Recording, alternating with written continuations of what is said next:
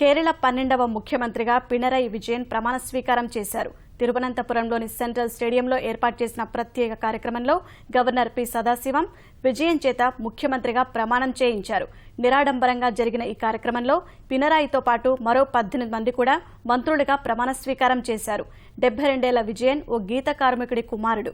విద్యార్థి దశ నుంచే వామపక్ష భావాల్ని పుణికిపుచ్చుకున్న విజయన్ కేరళలో ఎల్డీఎఫ్ కూటమి విజయం సాధించడంలో కీలక పాత్ర పోషించారు. ఈ ప్రమాణ స్వీకార కార్యక్రమానికి సిపిఎం ప్రధాన కార్యదర్శి సీతారాం యేచూరి, పొలిట్ బ్యూరో సభ్యుడు ప్రకాష్ కారత్, రాష్ట్ర మాజీ సీఎం ఎల్డీఎఫ్ సీనియర్ నేత అచ్యుతానందన్ హాజరయ్యారు. మే 16న జరిగిన అసెంబ్లీ ఎన్నికల్లో సిపిఎం నేతృత్వంలోని ఎల్డీఎఫ్ కూటమి 140 స్థానాలకు గాను 91 స్థానాల్లో విజయం సాధించింది.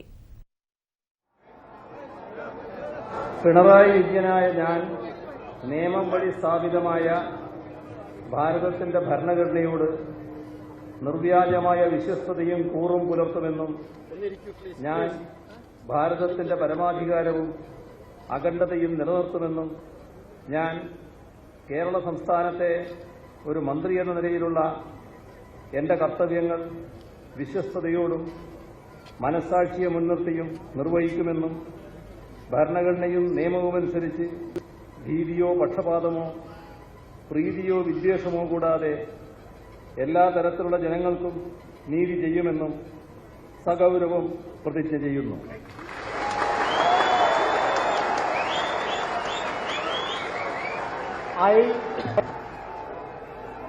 പിണറായി വിജയനായ ഞാൻ കേരള സംസ്ഥാനത്തെ ഒരു മന്ത്രി എന്ന നിലയിൽ എന്റെ പരിഗണനയിൽ കൊണ്ടുവരുന്നതോ എന്റെ അറിവിൽ വരുന്നതോ ആയ ഏതെങ്കിലും വിഷയം അങ്ങനെയുള്ള മന്ത്രി എന്ന നിലയിലുള്ള എന്റെ കർത്തവ്യങ്ങളുടെ മുറപ്രകാരമുള്ള നിർവഹണത്തിനാവശ്യമാകുന്നതൊഴികെ ഞാൻ ഏതെങ്കിലും ആൾക്കോ ആളുകൾക്കോ നേരിട്ടോ നേരിട്ടല്ലാതെയോ അറിയിച്ചു കൊടുക്കുകയോ വെളിപ്പെടുത്തി കൊടുക്കുകയോ ചെയ്യുകയില്ലെന്ന് സഗൗരവം പ്രതിജ്ഞ ചെയ്യുന്നു.